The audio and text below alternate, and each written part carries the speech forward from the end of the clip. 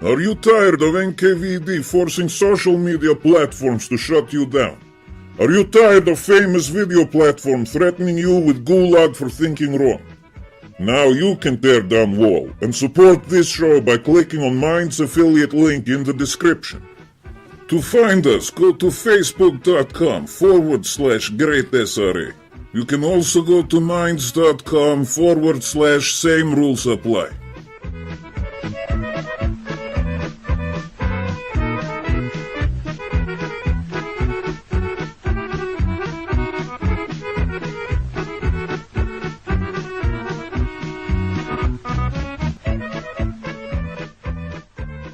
Jamie? Yeah. Oh, we got our own Jamie. Yeah, finally. Finally. A new guest. This is actually quite exciting. I've heard so much about you. I don't know if I should be very honored or very, very scared right now, to be honest. A bit of both. Yeah, probably, yeah. I think. We're going to nail you. Yeah. Yeah. And we're going to record it on perfect. audio. I love that. This is And then this is served or conserved in the Internet Archive somewhere would be. It will be conserved on YouTube forever. Perfect. I love it. Until the next. I actually watched a Jacqueline Glenn video today. Jacqueline Glenn? Yeah. Who the fuck is Jacqueline Glenn? Okay. She was this once upon a time edgy female atheist, but she sort of lacking for a couple of years. But she made a video today asking of people to put themselves up against the dictatorship of YouTube and start to follow every channel with a bit of not conservative in the sense of political conservatism, but every channel that is sort of Under siege? Yeah, under siege, and also where they use cuss words. Because I did not know that. There is a problem with the ad revenue and cuss words. Well, you can mark it down as explicit content. Yeah, but That's fuck! fun. What? I just want to say fuck. I think you peaked it. Yeah, because that's cool. Yeah, that's really cool. You know, you give a shitty listening experience there. I will... never mind. No, but she made this video. What happened? Big controversy? No, nothing happened. I just subscribed to her. Oh. Just because the support of people expressing views. I see. Was she interesting at all? No, she's just anti-religion. Oh, yeah, well, I mean... And she... Also, a fun fact is that she has been part of a feminism video. No, this is the fun thing. Some feminist channel asked her a couple of questions about being a female and being on YouTube. And then fucking chopped the interview up and made her seem like she was taking the feminist cause. Which she didn't. Which is funny because she has a bone to pick with those guys too because of that. I can fully imagine. I mean, that's the sad thing about speaking with anyone that doesn't have a track record of leaving unedited material. Yeah. Like we. But, I mean... And let us not forget, we are in the nice company of Sir Alex Jones. Yes. Yeah. Absolutely. Republican Sir. Did you see the video of him being attacked? I just What the fuck is this? I just read the headlines. I didn't care enough to see it. Oh shit! I have to find that for you guys because it's fucking insane. This crazy fucking leftist moron. He walks up and he fucking tosses hot boiling coffee at him. No, I mean I think you already have an opinion on this, but let's see it and before I say it because I want to have some kind of academic integrity or something. I mean. Yeah, sure. Same rules apply. Has loads of academic integrity. Same rules apply. I actually have been kind of cut off to media and everything for almost 2 weeks. How lovely. Yeah. So have I, of course, but Because you as I have been spending time on a lot of work. A huge mountain of your work. Wait. So I have missed out on this. I'm just gonna give him the view at Infowars, but that's like a 15-minute long video. So. These people are the biggest cocks on the planet. God. Hey, come tell me on camera. Come here, coward. Come here, coward. Right here on camera. Right here. Tell people intellectually who you are. What the fuck is that from Mountain? Go ahead, yeah. I'm your mama. Yeah, I can't even talk. Look at you. This is what they turn the people into. This is it right here. Is that a gay frog? Listen, see that? That's who they are. Look at the slave. That was great. Come here, Hippie, go ahead. Fred, Go ahead. is that a gay frog? I know. Yeah, I think so. This is the brainwashing. Where they have more coffee. This is the brainwashing. You see? And I'm proud of this. Because this is who they are. I deliberately, that's why they're You out can't on the beat jihadists. that, man.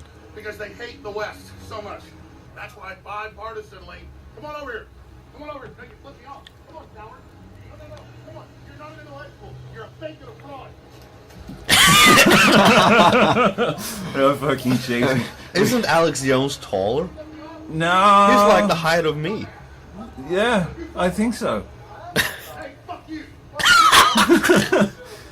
No, I mean, those are fucking crazy people. Who the fuck tosses fucking hot coffee at someone? Especially a person that can't wrong them personally, in that sense. But I mean, seriously, tossing hot coffee at someone, that's fucking cruel. No, I mean, it's if we can see this from some kind of perspective. I mean, throwing boiling water or hot water anyway, it is a risk for his health in this case. Yeah. And I mean, if anyone, okay, so should we put this? The left versus right scale is not really, a very good one to use. But let's put it easy here, where we have the symbol of kind of alt-right, speeches and stuff, or at least he's part of that. And then you have the other guy who, most of the alt-right guys would consider be whatever they call him. Subpar. Okay, yeah. No, but I mean, cocks or whatever, I don't know. I don't know the lingo, really. The cock word is basically just used to refer to leftist, beta males, if you will. Yeah. But it comes from the word cuckolding, so it has some sort of porn relation as well. But it's basically the concept of you are such a weak fucking cock that you'd let an African fuck your wife while you are beating off, and then you're drinking his sperm after he's done, because that's just the way you work. This thing exists on the internet? Yes, this exists on the internet. How do you know that, Fred? Well, in the beginning, before I knew the meaning of the word cock in the political sense, I Googled it, and then I went to videos, and I forgot that I didn't have any sort of age restriction on. I didn't actually notice. I just sort of thought that the word was made by the alt-right movement, or sort of hijacked, but not that it came from porn. Of course it comes from porn. Everything comes from porn. Yeah, I need to use more porn lingo. How is Jamie's porn lingo? I think that's lacking, but I think we can work on that one. No, but my point here was that if the roles would be switched here, and Alex Jones or an alt-right figure would throw hot water at a more leftist or socialist person, the New York Times would go, terror attack and all, that would be serious business. And I mean, they would force President Trump to stand in the White House and condemning this and saying, this is an act of terrorism. Yeah. And I mean, here it's considered to be, nice or good violence in a way. Because, why would anyone care? It's Alex Jones. You can do whatever you have a good cause. It's the same shit that we have here. It's the same with Antifa. It's the same with all of these fucking leftist violent organizations. No, it's good violence. I mean, we had a documentary or public service or whatever a few years ago that was did something on the Swedish Antifa movement. I think that episode was called the good violence or violence for good cause or something. No, and that was a quote from these Antifa guys. But we are doing the good violence. Yeah, there is no good violence. If you have to resort to violence, your idea is lacking. And if you are of a history of resorting to violence, I think it's fair game. It's open season on such people. But you can't say that you're for a democratic standpoint if you think violence is a sort of resolvent to your problems, because democracy ends when you point the gun at someone, because then that person will be biased. He would want to make a at least good amount of effort on securing his life. Yeah. No, so I mean, the thing with all of this is, it was especially surrounding this mission, how do you translate it? Uppdrag granskning. I have no idea how to translate that. On a mission for research. Mission, I don't know. research mission. Yeah, I don't maybe, fucking know. maybe that would be. Yeah, something like that. Yeah, but basically the guy who's like the main guy within this program, he pitched this idea in the public service television sort of personnel room. Yeah. And he was like, yeah, I want to make one episode about the right-wing violence, and then I want to make one episode about the left-wing violence. And people there was like, why the fuck are you going to make something about our side? Referring to the left-wing.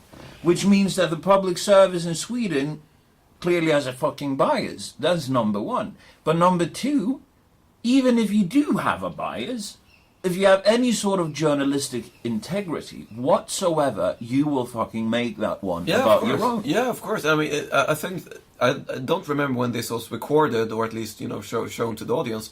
It was a few years ago, and I saw both the right wing violence part and a week later the left wing violence part, and that was so much fun to see on Facebook and afterwards, because I think it was the right-wing violence first, the episode first. Yeah. It was. Yeah. Outrage. Yeah, Complete outrage. It was a shitstorm breaking loose. And you had all these on Facebook comments like, oh yeah, the Nazis are using violence again. What a bunch of scums they are, and all this. And public, and those guys, the neo-Nazis, they were like, oh, but this shows that that the media is left-wing, and And then 1 week later, it was completely, switched over. Yeah. Then Swedish public service was accused of being neo-Nazis, which is, the first time in my life I've ever heard of that. They are always, when a situation like that happens, they are, the left's argument is that they are running the right's cause, or the Nazi cause, Yeah. so helping out the Nazi cause. It's the same thing this summer with the, I guess, Sweden's only Nazi party, or... Which one are you thinking about? The Swedish party? No, the Swedish party doesn't exist anymore. The Nordic Resistance. Yeah, Nordic Resistance. Yeah, were making a demonstration, which is fucking ridiculous. When it comes to Nazis and the Nazi ideology of making a race revolution, showing off how superior your race is. Why the fuck do you go out on the street demonstrating? Exactly.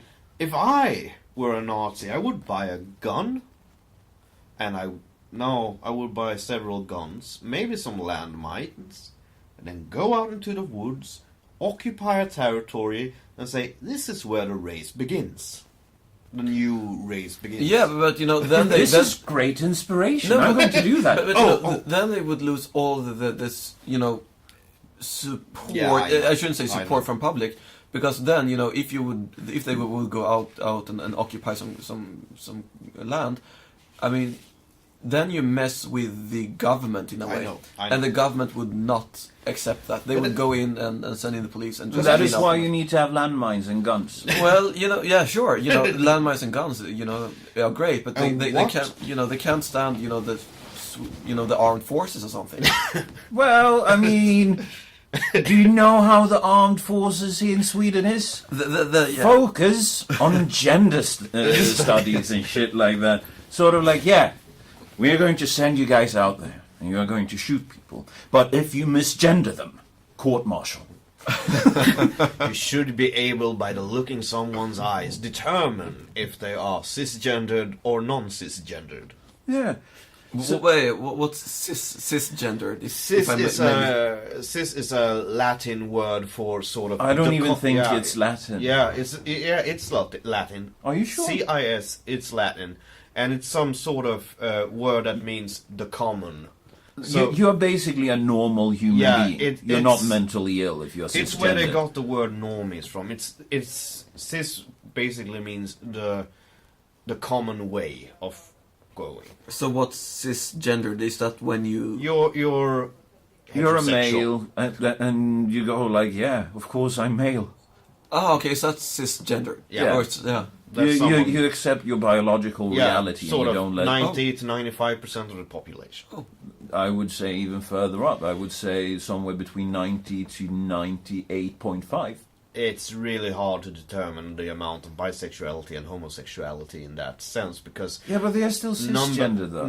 no, they aren't cisgender. So that's the latest thing. It's- that's- Within- No, isn't there a difference between sexual preference and Yes. your idea of your own gender? yes. Or No, but sexual orientation? is it? cisgendered is No, that being is part. No, it's just that you accept who you are. It- I Is it? mean, for goodness sake, the homosexual community within, like the progressively stacked fucktards over in the US, they go like, yeah, if you're a white, cisgendered homosexual, you have nothing to do with us. And it's sort of like, I fucking knew that this was coming. I fucking knew it. Because they are trying to...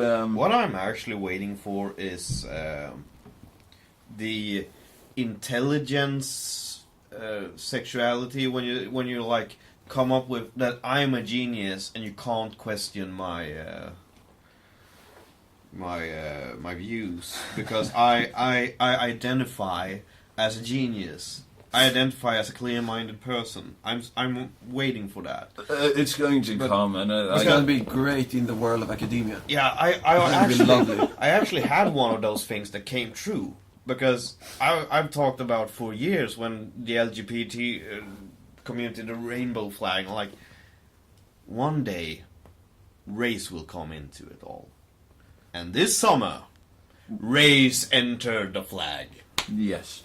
They actually made an extra color in the rainbow. Not Oh, just really? one. They made brown and different shades. of Wasn't brown, it I just brown that they added? As a symbol of race within shit. the LGBT community. think. Yeah, Yeah, because it's they are basically also you take it suppressed. up the shitter. That's why it's brown. Oh, okay. No, but okay, but haven't seen from this LGBT community and seen from the viewpoint of the rest of society, aren't we supposed to have passed beyond the concept of race? I mean, but apparently not the This- commune. No. This is the thing. This is where the paradox begins with these leftists. That's I've the right studied word. these for quite a while. I mean, are you referring to your YouTube studies right now? no, I've actually read loads of shit by them. Plus, I've actually observed them And they in their actually got- natural habitats. Yeah, in at that way- California universities. Okay, I thought you would be would begin talking about you being banned on Facebook because of. Well, I mean, that also happened. But that's another story that I can take afterwards. Please. But I've observed them in Californian universities. It's like the natural habitat. It's like taking a fucking zoo tour. Every hair color, you can imagine. Especially pink, blue, green, Yeah. and yellow. Those are the most popular walking about. And everyone is, of course, butterface. If they're Butterface. if they're Yeah, looking I've good heard- from behind, and you go like, yeah, and then you walk up just to catch a look of a face, and you sort of go, oof. No. That's a butterface. Yeah, but Yeah. I actually heard another explanation of that. Is that she has the most perfect body you can imagine. You search her. But these are a minority. Let me just add this amongst those. You see sexy feet, you see sexy thighs, you see sexy tits, but her face. Okay. So it's sort of like That's you where need a I bag. heard it came from. You need a brown paper bag to just, and then you're good. Or doggy style, no kissing, because that No, would just kill the entire mood. No, I wouldn't go. Okay, please. What? No, No, it come was on. a bad joke. No, It was no. too long to be a good joke. Okay. Well, I mean, the thing when it comes to race, you are not allowed to see race. I'm not allowed to see race. Jim is not allowed to see race. But if I had a skin tone a few hues darker, and my beard wasn't a glorious mixture between different sort of Nordic colours. And if I didn't have my blue eyes, then I would be allowed to be like, yeah, but I'm not white. So that means that I'm extra oppressed. And this is the plan that sort of comes from originally the Frankfurt School of Philosophy, where the Marxists realized that, yeah, it won't be between the different working classes and the bourgeoisie, because the working class is catching up to the bourgeoisie, creating a middle class. And you can travel, especially in the US, which has the largest population. So what they decided to do was to involve race in it all. That is racial privilege. We have been historically oppressed over generations. And the sad thing is, you had the beginning of establishing a system where it mattered what you did, not who you were. Yeah. And that's the sad thing. It was the beginning of establishing that in the system. So the thing about all of this is, of course, also very closely related to where you grow up, what people you have around yourself, and if you are from the West. If you are from the West nowadays, and you are raised in the West, and you are of like an ethnic minority, this is sort of imprinted into you. You can get these things by just claiming, oh, racial oppression, and they will just throw money at you to make you shut up. Whereas the people coming from abroad, one of my roommates over in the US was actual African. He was from the Republic of Congo. And he would come home from school some days and he would go, Fred, I fucking hate niggas. I was like, what do you mean? He was like, yeah, sure, I'm a nigga, but I'm not a nigga. Not like these African American. I hate them. And I was like, why? They are so stupid. They are so lazy. And I was like, okay. What about people from Africa? That depends on what African nation. And I was like, what do you mean? If they are Muslim, I don't like them. And the best kind of African countries, they recognize white people as the resource and positive influence that they are. So in my home country, we give them nice house, best work, best car, everything. This was the guy that basically also hated the French for turning the French language into some sort of slang. No. The thing is, he speaks French accent called Lingala, which is very common in the French suburbs where you've had a historical influx of Africans. It's basically like African French. What he hated the French for was for being poetic with the language. It was like, dude, they are so faggy. The way that they go about, they go about and they try to make everything poetic. And he was also one of the guys. He also told me, when I have my African friends over, do not use the word nigger, just as an expletive. Refer to me as a nigger. I was like, why? Yeah, he sort of pushed you into that as well, so he can sit with his black friends like, you see what I put up with. No, because when we were alone, he was like, if you don't call me nigger, I'm offended. And then when his friends came, and he started, fucking around with me, he was fucking around with me to get me to say something like, nigga, shut the fuck up. He was like, look, this white racist, man, this is what I have to put up with every day. Every day. He was a fantastic human being. He must have been a very fun guy.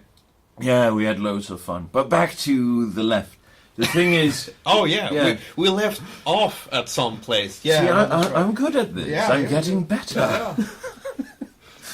No, so the thing is, people from abroad, Asians, actual Africans, Europeans, doesn't matter where you're from, people go like, yeah, he's fucking Asian, I'm fucking European, this guy's fucking African. I can speak with every one of them to, the level that we can speak at. And then you have these American minorities coming, but you are black and he is white and he's historically oppressing you. And this is where I loved Stephen. He was like, yeah, and we became better for it. Oh, Jamie, did you see the James Manning video that I sent to you? Yeah, I saw that. Yeah, that was. What was your? That was view something. on it? That was something. Yeah. Black men have no honor. What? Oh, you know about the black pastor that hates black. yeah. The sort of real life Uncle Ruckus. I love that guy. Yeah, he's a ton of fun. Yeah. No, so My girlfriend is actually quite annoyed that I've been watching so many of his videos because she's like, I'm so tired of that voice. just fucking play as Uncle Ruckus then. Watch the Uncle Ruckus reality show episode. That is great. Have you seen the Boondocks? No, I have not. Oh, dude. Dude. I only think that the fun thing with it was Uncle Ruckus. I like it because it really shits on, the hip-hop culture in every sort of way. Well, let's see here if I can find a very short clip of Uncle Ruckus doing something. Because I never enjoyed the other stuff because it wasn't that extreme, or I don't know enough about the culture in that sense. here we go. The exorcism. This is just fantastic. Headquarters of the Catholic Church. No one is available to take your call. If you'd like to report sexual abuse. Damn, there's got to be somebody we can call for an exorcism. You is a bitch. This is fantastic. I haven't seen this one.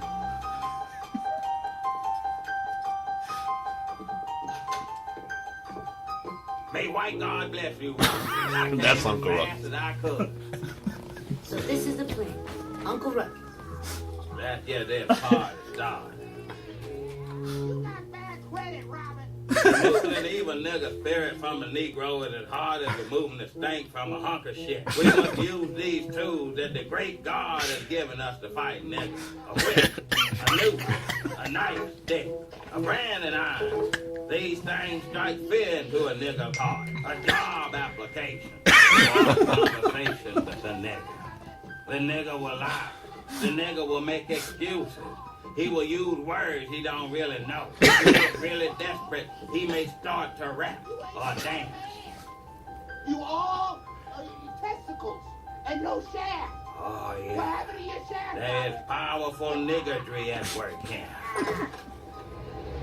Who in the hell are you? Nigga, my name is Reverend Father Uncle Ruckus. No relation. In the name of white Jesus and all great white men White who Jesus. come thereafter, I command our black nigga soul back to the depths of hell. Is that all you got, nigga? Oh, no, nigga. That's just the tip of this iceberg. Breathe, nigga.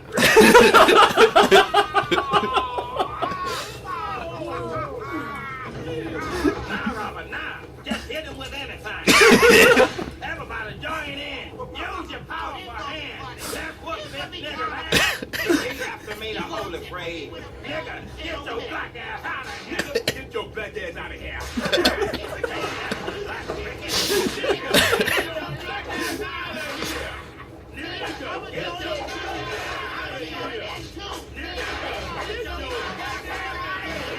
Keep going.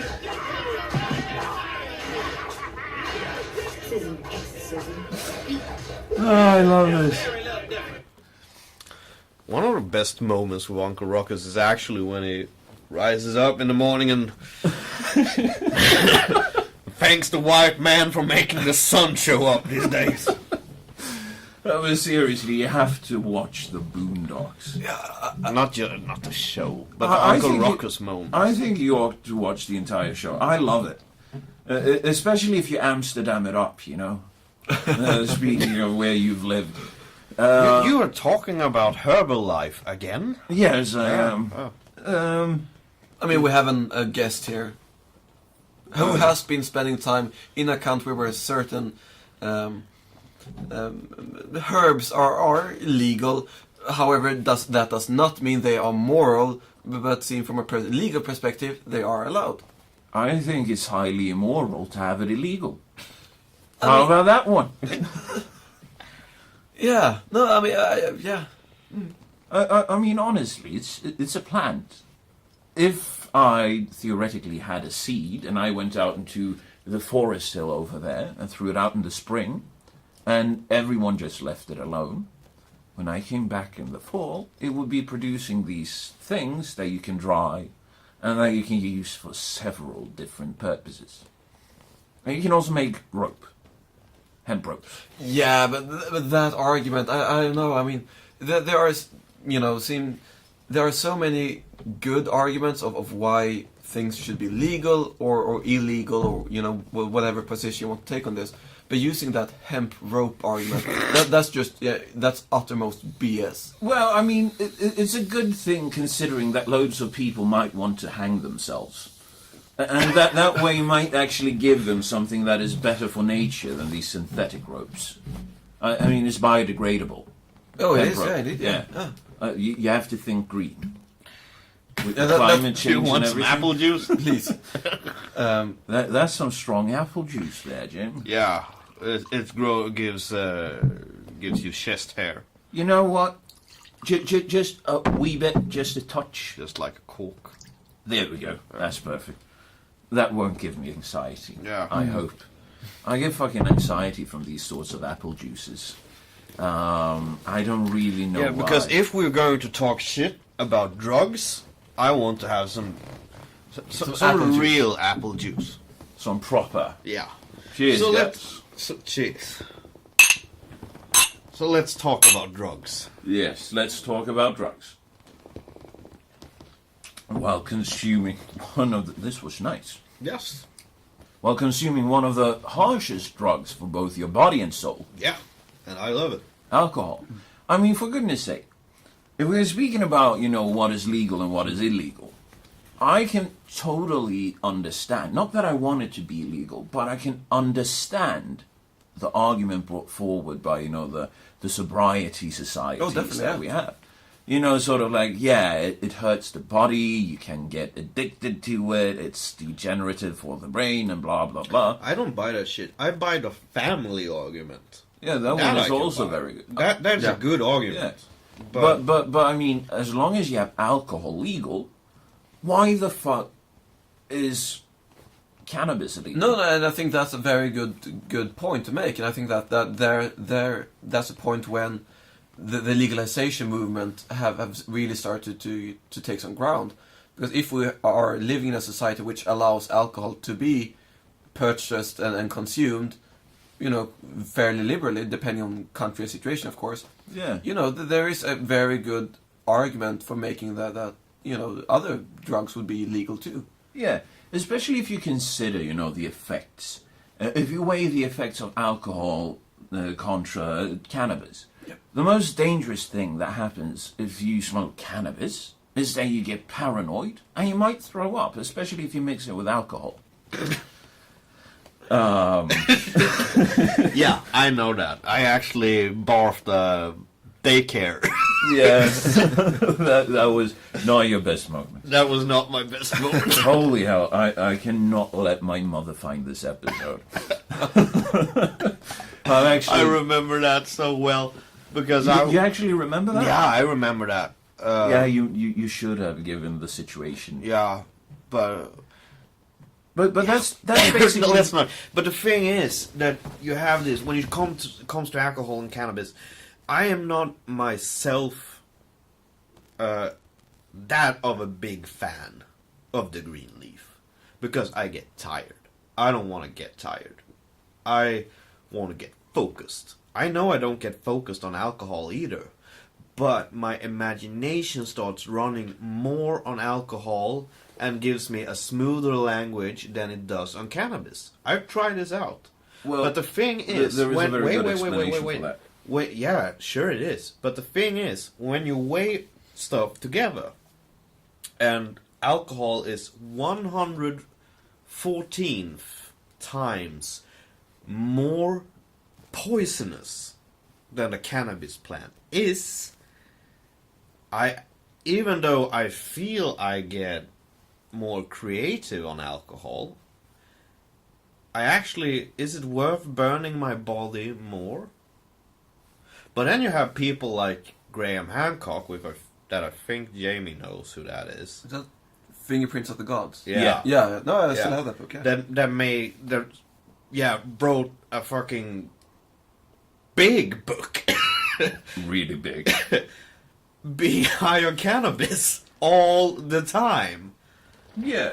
So I think it's personal when it comes to that. No, of course it is. I mean, I think that the most important part is, if you don't feel like alcohol or whatever drug is for you, Just lay off it. yeah, don't. But maybe if I would feel like, but alcohol helps me with the stuff I do, but let me do that. And I think that let you take responsibility for that. Yeah, of course. Yeah, and that is basically the thing. You should be judged for your actions. Yeah. If you are irresponsible on a specific drug, that doesn't excuse the use of the drug. No, and I mean, if you're irresponsible, you should be punished for it.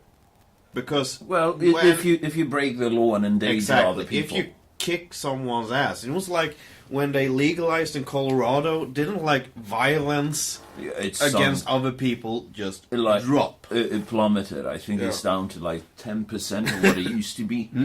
And I mean, you can see that, the difference from being, in California, and then you come home here visiting for a summer. The first summer I was home when we were down at that restaurant during the market festival here, and we sat there and drank.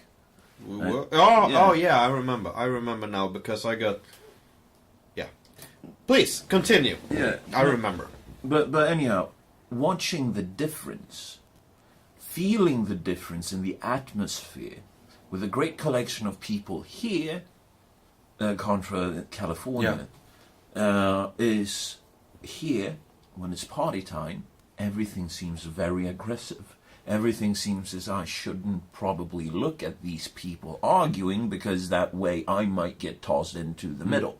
You have people, coming out of the pubs, they fucking hurl at the street, their friend come off and go like, you fucking faggot, can I get all the alcohol? And you're sort of like, what the fuck are you saying? I'm going to kick your ass. And then all of a sudden you have a fucking fight. You have people kicking, the small houses for bus stops. Yeah. They kick, the glass out of those, just shatters it. It's just a very disrespectful effect towards your surroundings. They don't have that in the U.S.? Well, they do at certain points, but it's a lot less. I mean, if you go to a festival in California where it's legal now and where it's been medicinally legal for decades, you sort of have like, you're throwing up. Are you okay? It's a more caring attitude because they also know that if this guy has to go to the hospital, it will be expensive. I wouldn't want to go to the hospital, so I'm going to check on him so that he's all right. And I think that has loads to do with partly, not having free medical care, but also from people smoking pot. Because the potheads, they're just walking I'm out. not sure if I agree. You don't? No, I'm not sure if it has to do with pot. I think it has more to do with ridiculous legalization on alcohol, for that matter. I've spent enough time, or plenty of time, going around places. And Sweden is by far the country which has the strictest alcohol laws, which I have ever been to. You have state monopoly, you have high prices, you have taxation like crazy, and all these factors leading up to one thing. If you go out and have a drink, first of all, you don't go out to have a drink. You start off. You start off with being home alone or with some friends. Oh yeah. And you're drinking liquor, and then you go The absolutely shit face. Yeah, and then you go out to the party, and then there is so expensive that you don't buy it because you basically show up drunk. Yeah. And I think that in a country or a setting where the alcohol is less or is more socially accepted, then you go out. You can have one drink. You can have one drink at lunch, and then go back to your government work. You can have one beer, and I think that is way more important because if you have that setting, if you go into a club or something, people are not that drunk, and when people are not that drunk, they don't want to fight. But the fun thing here is that we even in Sweden have a word for doing that, and we call it continental drinking. It sort of puts a spin space between, as the Baltic Sea is, a space between us here that drinks in one way and the people down at the continent that drink in another way. And I remember that from visiting Scotland, that people actually took a scotch during their mid-time breaks. And I was like, really? Yeah, because I became, what the fuck? I am allowed to do that? By law? Here? I actually started looking for universities there. Well, I've actually been on my way to go there. But just speaking of how they drink on the continent. Yeah, precisely. You know that as well. Yeah. Continental drinking. But this just brought my thoughts to Denmark. Yeah. There is this Danish beer called Tuborg. And on this brewery, they got new leadership. And they were like, yeah, you cannot have beer during lunch anymore. And they actually went on strike. They went like, fuck no, we're not giving up our beer at lunch. Screw you. And they threw a fit about it, and now they are allowed to still consume beer at the brewery that they themselves brew. Which is, which is good. I think that, of course, that's a policy for the or not the government, especially not the government, but for the brewery here, that if they want to give out beer, yeah, they should be allowed to do that, and of course give out as many beers as you like. But then, of course, they will have a responsibility that, well, maybe accidents and stuff can happen if you drink a keg of Tuborg. Yeah. So maybe we shouldn't do that. But we can have 1 beer or 2 beers and then go back to work. Yeah, no, but they have this expression in Denmark, which means it's not partying, but it's having a nice time, having a cozy one. Yeah. And I did it's not sort know of like, vi skal sitte der og hygge os. I did not know That is so important. But do they think that's a unique concept for them? No, they Because don't I've think it's spent- unique, but the word, the way that they express it is unique for the Nordic countries. Okay, yeah. I think. No, because I think that's ridiculous as well with the Netherlands, like, which I've spent enough. They say, oh, but we have this special word, which means being cozy and cuddle up together, and you have a few drinks. And You mean basically a böghög or no, but that's just. I think that's exactly the same thing as the Danish hygge. Yeah. And they are so proud that we are the only ones that have them. And I'm like, guys, they don't Denmark think so. heard that. It's also in Norway, but the connotation is different. Yeah, okay. In Norway, it's more like here. To go and have a cozy one, it sort of means that you get shit faced. Yeah. Yeah, I don't know much about Norwegian drinking, but I do know a bunch about Finnish drinking because I spent some time with Finnish people, and Finnish drinking is very unique. I actually spent New Year's Eve in Gothenburg with a bunch of Finnish people. Have you been to Finland during New Year's Eve? No, I haven't, but I spent... I want to go there. Yeah, I want to go there as well, because Finland seems a little cheaper, a lot more exciting. Yes, and I do also think, just to relate it to the different kind of drug discussion, that they do have a program for cannabis. Okay. So that's I a remember lot that. easier to find. But what I do remember is like 7 o'clock on the evening and trying to keep up with the ladies. That is basically what I remember. Next thing I know, it's the day after. And it was amazing fireworks, I was told. But you didn't remember shit. I tried to keep up with the ladies. You cannot keep up with Finns. Doesn't matter if they are... But that is a thing, because I thought about that the other day, that but it could be that they are our little brother, from Yeah, you psychological should be. sense. You should But- be able to put your nutsack on the forehead of a Finnish and be like, and feel like victorious, because we were the fucking nation that had them in the grip of our hands for 600 years, and they made uprising after uprising, and we kicked the shit out of them. But they weren't able to govern themselves. But they in turn kicked the shit out of the Soviets. Yeah, they did. But which they is never... all due to the oppression done to them by us. Which By means far, yeah. oppression is positive. Yeah, because they conquered socialism. Yes. They fucking Socialism stamped it and down. communism that gave Fred cancer. Yes. it actually gave me Yeah, I've cancer. heard the short version of that. That communism yeah. gave you cancer. Fucking Chernobyl and fucking Soviet secrecy.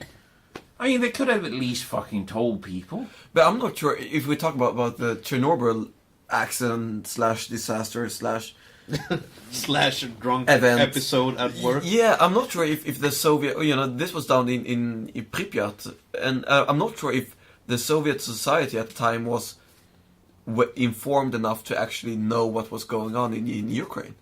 I'm not sure if the report No, they actually, weren't. They weren't. because I'm not sure if the report of this. But the Terrible big accident. state should have informed, the other governments that could have been downwind of this massive explosion. Yeah, and they did that, but that was weeks later, of course. Yeah. But I'm not sure, if Moscow really found out about this in Oh, Moscow knew about it, I think. Moscow definitely knew. But the rest of Ukraine, no. No, Yeah. the population, the local people were sent off to this sort of refugee camp and were held there and not being able to talk with anyone, if I remember right.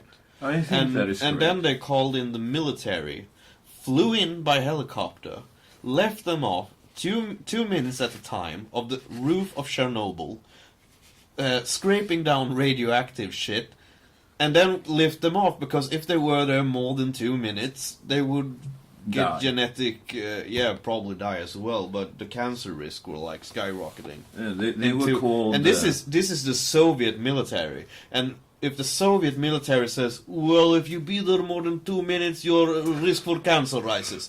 You probably had cancer when you left there. Yeah. No, but all of these people, they were called biological robots. Yeah. And that is also one of the very strange connections with the word for working in Russian, rabota. You have Fred has actually read some Russian language. So Oh, really? I studied Russian for like 1 term. No, really. But it was way too fucking hard because I wasn't allowed to learn it practically. It was supposed to be theoretically. Yeah.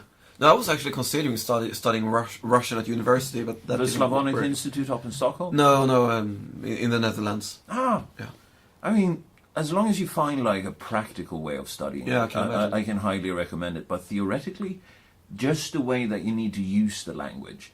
If you're supposed to say, there is 1 cup on the table, you can gender this. So you have 3 different ways that you need to sort of form the words, and it's usually every single word that's longer than 2 letters. Oh, wow. So as an example, if we were to say that, Jim has been at work, it's sort of like Jim работать. Whereas if it's a lady, I think you end it on the A, so it's... Robota. Yeah. At least that's the way I remember it, but it was just way too fucking hard. But they did have like a Slavonic choir that I joined, and I got to sing a couple of Russian military songs. Oh, It wow. was great fun. But yeah, the Russian word for working. We can Yeah. talk about Dmitry Vorotsky after this, but you need first to talk about the Russian word for working. Yeah, работа. Yeah. It's very... I do think that is where the rest of us got the word robot from. So it's sort of similar to Automation. Automation, yeah. Yeah, it's very similar. Because working, what you have to keep in mind is that in Russia you've always had the Tsar. And when you had the Tsar, you didn't even have the right to your own life. You were property of the Tsar. And then they had the February Revolution, which was a failed socialist revolution, which actually gave them some form of resemblance to a representative democracy. And that lasted until October the very same year, where Lenin and the other fucking totalitarian... Did it again, and they did it successfely. And they did They killed enough Bolshevik people. Yeah, revolution. not putting any... No, they killed enough people, and that's the only thing they did. They reached their goal. I mean, And they then- were more effective. Yeah. And then working under the Soviet Union law system, it's basically like sweatshop existence. You get like 5. Well, you get 5 potatoes per person per week, perhaps, if we have. If other people were good enough, yes. It's just extreme after extreme after extreme in their country, which is why their art is actually quite excellent. If you read the literature, read the plays, and if you actually read the theory behind acting, it's fucking sublime. And that is all based upon the fact that they have been living under repressive, extremely repressive organizations for generations. And you can see that even from cultural artifacts ranging since before the socialistic revolution. Then. Yeah. You can see it everywhere. Oh, really? And that is why the thieves that later became the Russian mafia, they used to have, this code of honor amongst themselves. And there's a very specific word for thief in Russian. It just doesn't mean thief. It's like an insult as well. Mm-hmm. I think it is prestupnik or something like that. And if you get called that and you're an honest person, that fucking hurts in the context of it. But basically, you were considered a thief by the Tsar if you kept everything that you worked to attain. Which means that if you earn like 10 kopek, you were supposed to give that to the Tsar so that he could hand you back the money that he considered you to be worth. Which was done by administrators and shit. So it's basically like, taxes in Scandinavia today. Yeah, basically. But I would actually say that income tax might be our actual tax after we buy shit and stuff as well, which is 80%, something like that. Which is insane. I fucking hate taxes here. But is it drugs or is it taxes now? Or is it the taxation of drugs? Or Well, where will we start now? we could... that's a very good I question. would actually love to hear James' opinion on taxes. Because I know that this guy has read shit. Yes, that would I actually have be not nice. read shit. I have not read close to or even remotely enough on this. And economy is not my, my best. My main subject. Yeah, but I think that I get the argument of the guy saying taxation is theft. Completely get that, and I get the people saying that taxation is good because we need to have welfare and this and that. And sure, there are very good arguments on both sides. Where you start to lose me is when you have a system like many countries in the Western world today, where you have super high taxes, but you don't get your money worth. Yeah, you get basically super high nothing back. Yeah. So if we use the Swedish example once again, I'm fine. I'm completely okay with paying the world's highest tax or the world's second highest tax. I'm fine with that. But then I expect to get the world's best healthcare and Education, and all that. Safety. Yeah, and I'm fine with that. But if we have a system as of today where I pay the world's highest tax or wherever we rank, and I get something which is worthy the state of Djibouti. Fucking mediocre. Yeah, Below mediocre. Yeah, I mean, somewhere in this equation doesn't add up to me, and that's when you start to lose my interest in a way. Yeah. It's sort of it's a good thing to say lose your interest because it's basically, I don't even know where to start, and then you just give up. Yeah, I know exactly where to start to fix up the Swedish situation. Okay, First of all, but this should be the- a PG episode, Fred. There's always a PG episode. No, but what I'm going to say is that first of all, fucking slash the fucking bureaucrats out of the equation completely. Then you redistribute what you get left over from that into healthcare, fucking schools, and all of these good things that we need to keep. Secondly, only ethnic Swedes should be allowed to be on welfare out in society because their parents have paid taxes to secure them that right. It's do your duty, claim your right. I actually know ethnic Swedes that are on welfare. Even if their parents have paid for it, I don't agree with it. No, absolutely. Because they haven't made a fucking effort to earn anything of it. I hear you. If you put in an effort, you tried your best, but you failed. But these are people that go from schools to unemployment and then basically just enjoy sitting at home. Oh, where am I at my masturbation schedule? Oh, I'm one behind. Maybe I should apply for a job tomorrow. I hear you about that. And that is the thing. In general, I'm against social welfare. But there are certain moments in life when you actually need it. Yeah, because people crash. Yes. People crash sometimes. Yeah, of course, and they but do you really mean to do it? Yeah, sure, but do you really need to have? You said 80% tax. I read somewhere 68%. Wherever do you need that level of taxation to have? If you add together all of the sales taxes, property taxes, car taxes, road taxes, food taxes, my taxes. favorite is where you double taxate something. So the gas, for example, or alcohol is the best example, where you have a system where so the alcohol plus the VA plus tax, and then you add the VAT for customers, and then you add another tax which then includes the value of the first tax, the VAT, and then you add that one. You don't have one of those. You have 3-4 layers. It's dishonest. Yeah. Of course it is. Why do you think I was moonshining back when I actually drank a lot?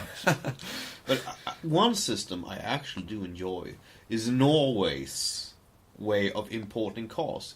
You pay a ridiculous amount of money importing a car into Norway. It's basically like something like $5,000 or something. Yeah. You just pay that in a government fee on something that they will earn money on road taxes. They have a lot of toll booths in Norway. The government earns money on that. And the gas is fucking ridiculous. More ridiculous than in Sweden. The government only earns money on it. And you have to pay the government for the government being able to earn money on you. I think that's brilliant. I think it's the best scam in the world. Yeah, and I think that Norway are the state that has gone to the next level of taxation and stuff. And I think that they have done, because just look at their oil business. You had a country which was for a very long time didn't have anything. They were a quite poor state. And then they found the oil and started to do the oil business. And after that, they thought that, oh wait, all the money we make on oil, let's put that away until the oil is we are done with oil.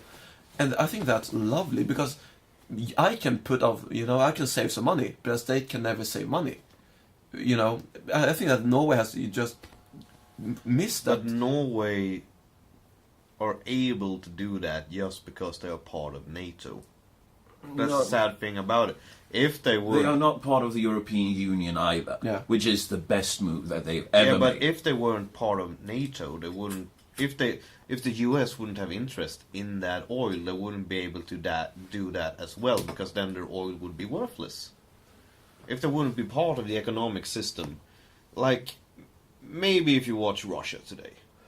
Russia has a lot of fucking gas and natural gases and oil. And they aren't allowed to use it because they aren't part of the American oil monopoly. OPEC, yes, thank you. No, they aren't allowed to. That is insane. Also, you have the petrodollar, which is basically the demand. This is why they deposed Gaddafi. He started trading with oil and petrol in euros. Since we talked about that another time around, I looked into that, and you were right. Yeah, I'm always right, Yeah. But But the thing with Norway, when it comes to saving up the money, is that this has created a manageable hyperinflation with their currency. I mean, it's worth a lot, just not in Norway. Which is why, you could actually graduate high school as an electrician, and you could make the equivalence of like 8,000 a month taxed, which is fucking brilliant. It's just that doesn't get you very much. Yeah. It's sort of like if you want to buy a pack of smokes, that's like $20. And if you want to buy some beer, it's also an insane price. But that's also because it's considered a dangerous or harmful product, and that's that they taxate the shit out of that deliberately. But a fun thing I know about a guy from Poland who was going to go. It was on YouTube, I think. He was going to do his a Scandinavian trip. He started out in Norway. He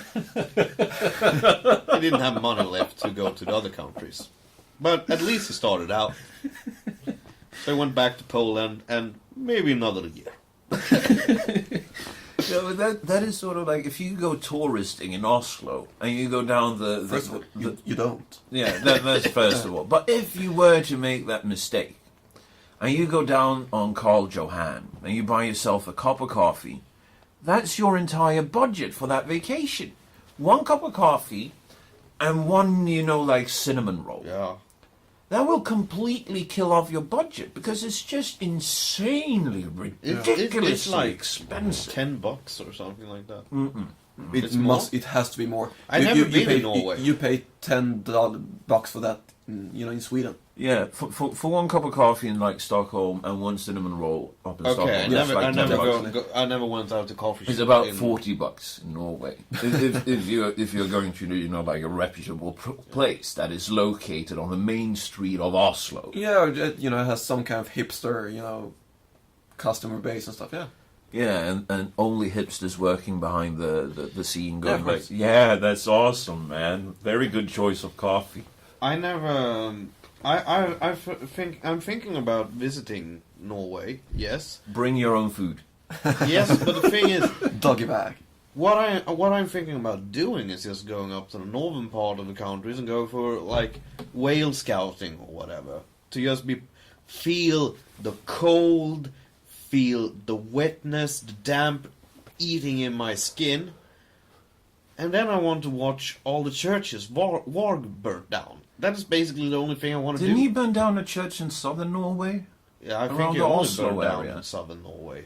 I don't think it was up in northern Norway at all. I I don't know. I I never seen the map. I should go Google Earth that shit. I'm actually planning a trip up there within the next 5 years, hopefully, if I can ever afford going up there. Maybe if someone dies, that I might get, an airplane ticket on that person's insurance. That was the last time I was up there, was for a funeral. Yeah. But I'll take you out to where my father grew up. Because out there you have one of those churches. And my brother was actually baptized there. Plus, the nature out there is fucking stunning. Yeah, I want to see that shit, and I want to feel the cold, damp air burning my face. We'll go one time in summer, one time in winter. Who will pay for this? I don't. I might actually start selling coke, so Okay. perhaps that. Which is stupid drug to fucking take. I by plan to masturbate a lot in the webcam. Does that help? the way. Maybe if you get your girlfriend to do it. Ah, yes. I actually read about those girls, like, putting on some nice panties and then pissing themselves. And, like, earning hundreds of bucks just because they piss themselves. Yeah, some people actually pay for ladies to wear panties, sweat in them, and send them to them without cleaning them, so that they can walk around sniffing it.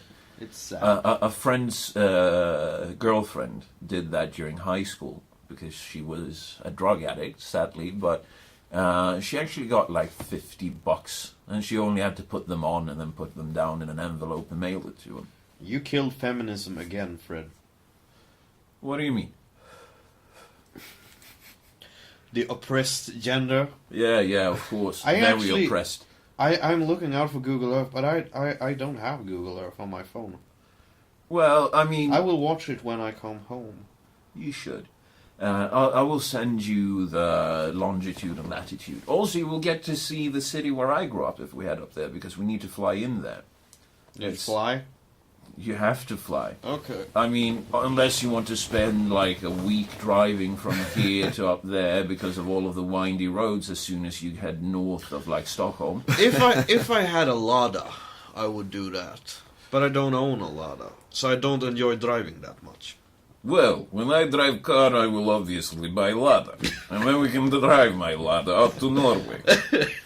With no problems. Then we don't need to follow road, we just go cross country. But I want to see the mountains in Norway. I just seen the Swedish mountains. It's actually really cool over in Norway. I think. You have mountains fucking everywhere. Yeah. They're in an abundance. So you sort of go like, yeah, Okay, I've seen that's this another shit now. mountain. Oh, look there. Another mountain. Oh, another mountain. And that's the way it goes. You have to head down south to see flatlands. And being from the northern parts, I kind of go, whenever I see flatlands, I go, ooh, flatlands! It's sort of the agrarial, the part of Norway that you're able to do some agriculture on is like 8% or some ridiculous level on that. When you come to Denmark, it's like 80%. Denmark- Sweden, I don't remember, but it isn't that high actually in Sweden. It's just like 20-25% that you're able to grow crops on because so much of our country is so far north. Well, I mean, depends on what you consider trees to be. Okay, it's a kind trees, of crop. but also the beets, the sugar beets that we all know are able to grow in the northern part of Sweden. Yes. do you know about Skrotnisse? No. I think it's too young. Oh, no, Yeah. you've missed it. Yeah. You missed like the best script in Swedish television history. Okay.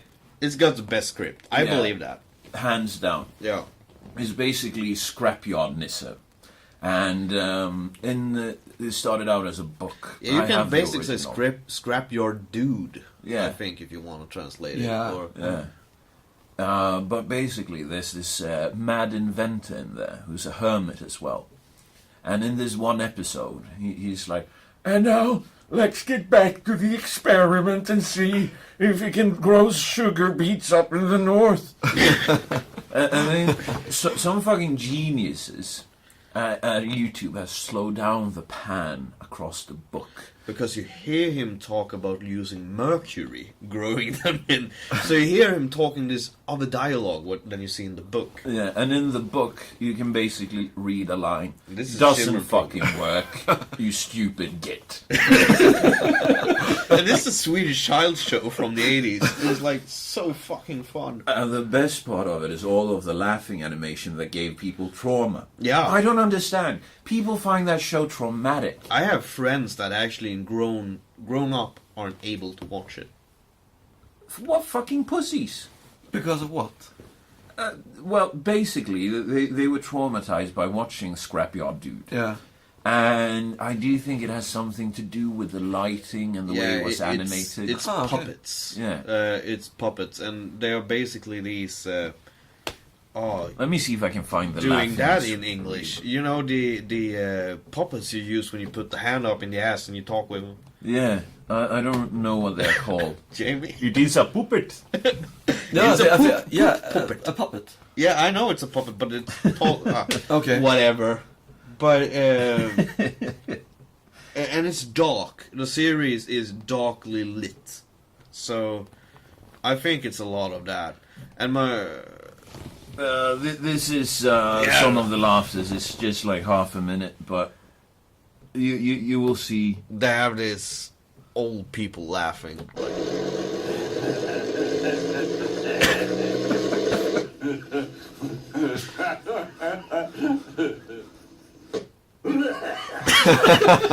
I love that. It's like an old alcoholic. I want to laugh like that. That's the hermit.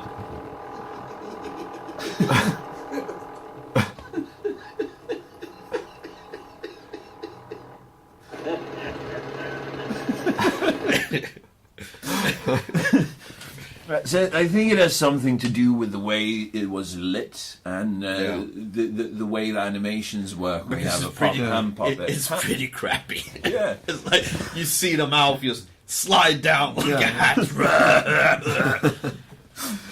But it is a very advanced show, and we should actually translate that to English. And dub it. Yeah, we could do it here. Yeah. I could make the hermit. I don't fit in anywhere.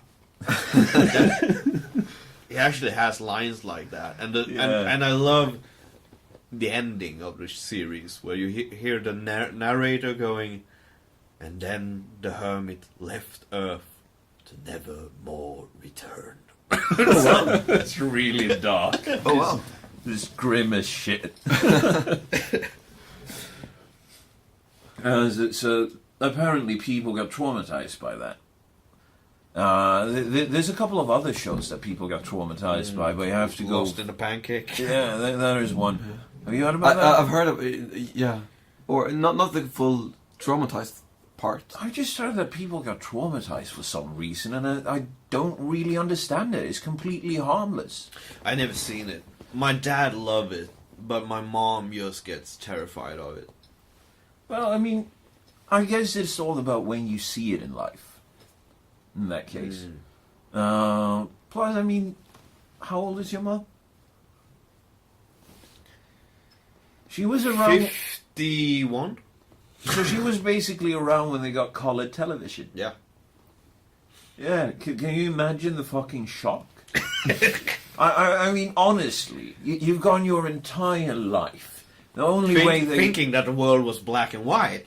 No, not only that. I mean, she must have been... She was probably not even born when the television first came. But... imagine you've seen black and white in a small little box, and all of a sudden it jumps at you in living color. It must be even more traumatizing, if that's even a word. Traumatizing. Than the first time you've watched the telly. Because you sort of go like, yeah, this is just like a theatre stage. It's just in black and white. And then all of a sudden it comes in color. It must have been a huge shock. I don't for think people. That. You think that? You have to remember, we grew up... Or at least, a shock, for the senses. Enough for them to remember it as being something very, very different. I don't know. I never talked about with my parents about this. I never sort of even thought it would be an interesting subject. But now, yeah. Some sort of excitement, at least. This will be different. Yeah, and I mean, just imagine, when they were kids, when they were our age, there was no thing as a cell phone. The internet. I mean, can you imagine just the difference those things have made for society? Yeah. Instead of you just having a couple of friends to bitch about imagined oppression, all of a sudden you can go online and you can be like, I'm getting oppressed. Yeah, nobody would be able. Yeah, but I've noticed that I'm quite a bit younger than both of you, but I can see that today because I was, I started to get into computers when, we kind of had internet once a week for 10 minutes. And because it was expensive. Because it was expensive. Yeah. You surf dial-up. Yeah. And today you can just go around and, if you are out in public and you are, think of, a restaurant and the kiddos sit there and they are young and they handle that iPad better than anyone else. And they find the YouTube app and know how to find the stuff they want to look at. And that's very, very different just only for, this is, very... How old were you the first time you watched internet porn? Did you watch it on dial-up? No. How far along was the internet expansion come when you ADSL, broadband?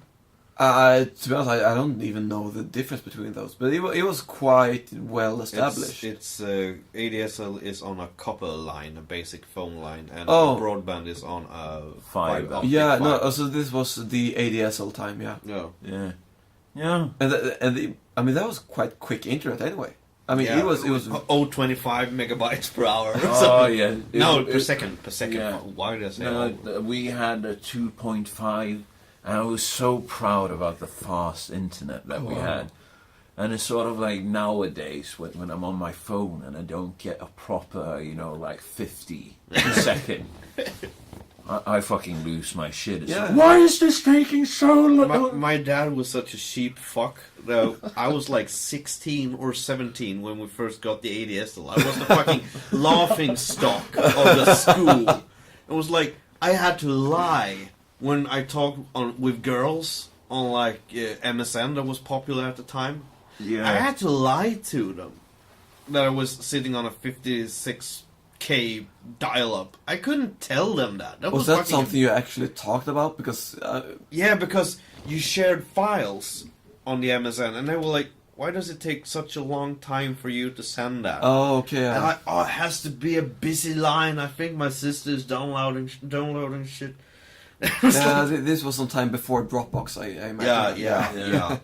And No, it but was the sending- time before Pirate Bay Oh wow. or torrents. Hasn't Yeah. that existed for like forever? No, it used to be P2P when I started Yeah, it was downloading music. DC++ and the fucking virus hub that was called Kazaa. I used Kazaa once, and I was like, never again. Yeah, I downloaded porn via that because every time when you had a 56K dial-up, you didn't. It was no point of downloading because one song that was then at like 3 or 4 megabytes took like 5 minutes to download. So when you were on a LAN, you loved going to these networks parties. So you just Stole people's shit. Yeah, you just- especially their porn. you downloaded the shit out of everything because you had this small amount of internet for like a week. So now you had to get your priorities straight. It was sort of like, I'll game in 3 hours. First, I'm going to scour their hard drives. Yeah, because the first thing you did whenever you showed up to shit like that was like checking out the porn. Mm-hmm. It was never like, which games are we going to play? Because the other guys that were on these network parties, or whatever you call them in English, LAN parties. yeah, LAN parties, they had like a landline internet and were like, they had the amount of porn they wanted. But Yeah. me, sitting at home, when I was clicking a picture on the internet, it was like slow loading, like one drop at a time, Yeah. going down Oh. on the screen. And remember, I was 16, 17 when this turned off. My heavy masturbation period were before that. I actually am part of the last generation jerking off to VHS tapes. That is actually quite something. That is something to tell the grandchildren. Remember those VHS tapes? Sure, I remember. No, I mean, when it comes to porn, I remember when I was in junior high school. I don't remember who wanted, the big cable television. I think we had satellite. And there was this Channel Plus. Oh, As soon as midnight hit, Yeah. those channels were forbidden. Yeah. And I remember sitting downstairs with the volume on the lowest setting, with a fucking blanket over the television, with me sitting beneath that, with one ear sticking out, fucking jerking it as quickly as I could, because at any moment they might come down, and then I Yeah. needed to change it all up and everything. It was a fucking nightmare. It was nothing like But that. I can remember. I need to choose my words here. I can imagine that being, one masturbation session must have been a fucking adventure. Oh, it was. It was a huge adventure. Yeah. Huge. Huge. No, I mean, honestly. And then, this one is a bit shameful to admit, but this is how fucking horny I was. I've told the story on the podcast about me praying to God, saying that I'm willing to give up my writing hand if I just get to fuck someone. Just anyone. I don't care how she looks. But at this moment in time, I'm going to expand on how fucking horny I was going through puberty. I did a sleepover with a friend. And as we were falling asleep, I got the inevitable boner. And I didn't want to walk around with a fucking boner, So I turned my back to him and started jerking it. Oh, tasteful. Very tasteful. And the you wor- didn't know better that age. Exactly. And the worst thing is, dude wasn't asleep. So he's like, "What are you doing?" And I'm like, "No, Scratching. I'm scratching my balls." And he, you know, like, yeah, it sounds like you're doing something else. And that was the first time ever a boner of mine was just killed without me doing something about it. I thought I was so fucking ashamed. I never heard that story before. No, I've never told it before. I just remembered it. You know, reliving I those. think I never played with my willy in that. Company I of don't others. No, I don't think I've done that. I thought he was asleep. No, but that's still not okay. Yeah. No. No. It was not like I was jerking it, putting my load in his face. I mean, that No, you had wouldn't some be- integrity. Yeah, yeah, of course. Yeah, course. you put him in his socks. I didn't know better. I was like, I don't know if I'd even turned 13 at that point. Yeah. It was basically a dick stroking adventure all by yourself. Yeah, but I mean, praying to a higher power, offering to give you their writing hand for something that you've never even touched. And you're telling me that we are doing anything that isn't about sex. I mean, honestly. Yeah, no. I think you're correct. I think that you're definitely not the only one who's been basically praying or whatever, you know, to just Did you do anything like that? Yeah, probably. Yeah, most probably. Jim? I had a dad with a good porn stash. So, and this was before the internet. Praying that I would have sex with someone. Yes, I did that, but I don't think I. Did you offer anything in sacrifice? I don't think that, but I. That is why it didn't work. I sure as hell put a huge effort into it. I remember when I was like 13 and had 3 different colognes at me at the time because I was like At one point, you had mixed them all. yeah, neck, chest, dick. It was like or stomach. But I was trying to find. And probably that was what scared them all Yeah. away. And No, that's no, it wasn't. It was the eyes. But they could probably smell you without them even, you know, remotely seeing you. Because when we were kids, we had these high school. Sorry, not Junior high school. high Junior school. high school discos. Yeah. What? Oh my fucking... Yeah. I copped a field so many times. You know, at the last dance, it was sort of like always dancing with someone. And holy There hell, was- I grabbed ass. I grabbed ass back then. I never did. I was too scared at that age. Oh, I put it in the back pockets and everything. No, I I was smooth. But remember, that way. but I was the short guy. I was never the one that the girls sort of was into.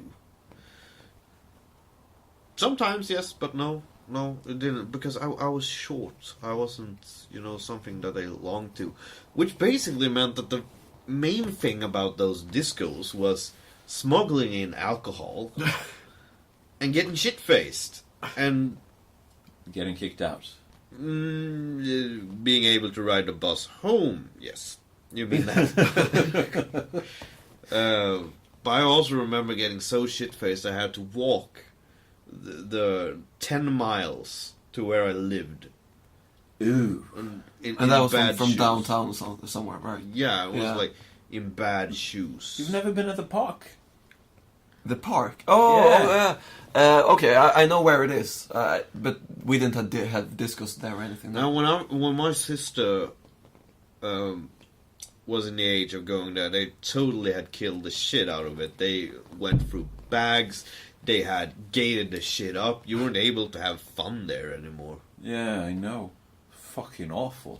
But when we were kids, you were also being able to, you know, what is the English word? Sneak in there without going through, you know, security. Climb the whatever. fence or Yeah. something, right? Yeah. It was really easy. Yeah, nobody knew shit was going around there. During high school, we actually broke into the park to party. Especially during Sundays when we had Mondays off. Oh. And sometimes we just took Mondays off so that we could party. But just climbing over this fence, it was so fucking easy that we could do it shit-faced. And we went down to this sort of like outside amphitheater with the roof over. Yeah. And we sat on the stage and we were drinking. And there's one time, a girlfriend of someone, I don't remember who, but she was smoking the weed and she was drinking and she was also going on all kinds of assortments of pills because she was actually fucking crazy. Yeah. Still is, by the way. But she sort of told us that she imagined that she saw a staircase leading down, dressed in black silk. And she was like, I even took my shoe off. And I felt this black staircase. And I swear to you, it was there. But when she took a step out, she just fucking headbanged. Just face first. Boom! And we were like, what the fuck just happened? And she's just lying there laughing. And she's like, I'm okay! And then someone had the bad taste to say, we didn't ask. And that was that party. Everyone became, you know, rather aggravated at that guy. It wasn't me, believe it or not. It was some other guy. I don't remember who. It was the guy. The guy. That guy. The machine. Have you heard that one? Is that Machine? the Russian Yeah. mob? Yeah, it's a Joe Rogan. Oh yeah, it's brilliant. It's brilliant. And the thing is, for any listener that haven't heard this one, just do a YouTube search for Bert Kreischer is the machine. You will be able to find it. That's a great story. Yeah, but I played this to my Russian roommate, and he his dad was around when the mob ran Moscow, and he was working with, you know, business, trying to establish business in Moscow at that time. And it's like, yeah, is this possible that this is the truth? And he listened to it, and he was like, well, this was actually quite mild. I would love to meet that guy sometime. I need to get him to come over. But the thing is, he's afraid of heading back to Russia because he doesn't want to get drafted back into the military. Such a weakling. No, I fucking understand him. Yeah, I know, He was but hit by a truck when he was 12, which What? totally fucking stunted his growth. He's short. He's I think he's about your size. He's short. Yes. When he was that size, if we were 12, became this size when I was like 18. When I was 12, No, but I was a he's your joke. size now, basically. I think you're about the same height. yeah, But yeah, he's a funny guy. yeah. But But we are dangerously close to Russia. I get it. yeah, apparently we are. But basically, it was like, yes, it's very mild. And I was like, what do you mean? Well, you had cases when people actually had grenade launchers. It was like this whole Soviet army just broke down and people just went into the warehouses and picked up whatever they wanted. You could buy anything. Yeah. I mean, there was some fucking dude, he fucking bought a Soviet submarine, you know, those atomic powered. Holy He actually paid for it, and they were like, well, how do you want to have it delivered? Are you coming to get it? You could buy, like, fucking land-to-air missiles. Yeah, I remember that. That's actually true. And you can still, you know, in the black market, especially in Asia, around Korea, they have loads of influence by the Russian Yeah, but the mob out there. Russian black market is really big still. And I remember a couple of years ago when someone emptied their stash, and garbage guys would basically, they jump off and see big crates and like, okay, let's throw this up, and like, oh shit, these wooden crates are heavy, and like open it up, and it's like, if I remember right, it was like 38 AK-47s in one box. Someone like, oh. No, but my guess is you could still go out and get yourself a Makarov. If I'm getting myself a gun on the black market, I want it to be a Makarov. Okay, why is that? Because then I can really play on, this fucking Russian image. Yeah. Tell the stories to Jamie when you played Russian in the US. Yeah, well, I'll do one of them. Yeah, please. But the thing is, I was inspired by the stand-up comedian. He was like, if you ever feel like you're in trouble, just use a Russian accent. People are afraid of the Russians in the US. I was taking the train, light rail, trams, to visit a friend, and I was changing. You were living in San Francisco. Yeah, in the Bay Area. And as I get off one of the trams, waiting for the next one at the same platform, this guy, with baggy jeans and a big hoodie comes up, "Hey, motherfucker!" and I just, put up a smoke, and I go like this. "How can I help you?" And his fucking demeanor just fucking completely changed. He went from, "Hey, motherfucker," to, "Well, I was just going to ask you if I could have a cigarette from you, sir." I was standing there, took a drag, looked in my pack, and have two. You take two now. So he took two, and then he walked across to the other side of the platform. Like 20 meters away from me. And I was standing there, and this was racing through my head, like I should probably just leave the platform and catch a later tram to avoid trouble. But I really don't want to wait, because it's sort of like 20 minutes, and it's actually quite cold. So I got this brilliant idea. So I walked up, and I stood right next to him. I was standing there having my smoke, deliberately turning my back towards him, but in my peripheral sights I can see him, sitting, looking up at me, looking down, and then all of a sudden it comes, "So, how do you like being in America?" And I was standing there, and I just fucking instantly reacted, and I was like, "Oh, it's nice. When I have trouble back home, I come here, clean plates, no worries." And he just fucking fell silent. And then when the tram came in, he walked down to the last end of the tram, 2 wagons apart, and I walked on. And then in every turn, because it was open all the way through, you see him nervously looking at me. We were joking around of that by having troubles. I don't remember if we put it on podcast, but we talked about that you should go to America and talk with people being a Russian, like, I had business back home. What kind of business? Cleaning. You need to put in that sort of, let's say, cleaning. I clean other people's mess. We talked about. Somebody make mess, I clean. By the way, I might as well throw it in here to put myself under some pressure. Mm-hmm. But I'm planning on creating this character and make short episodes with it. And I've recently come up with this one. And it's deliberately to attract attention through scandals. What the fuck? So I'm calling it Jenny the Tranny. Yes, you're Jenny, right? No. Hello, I'm Jenny.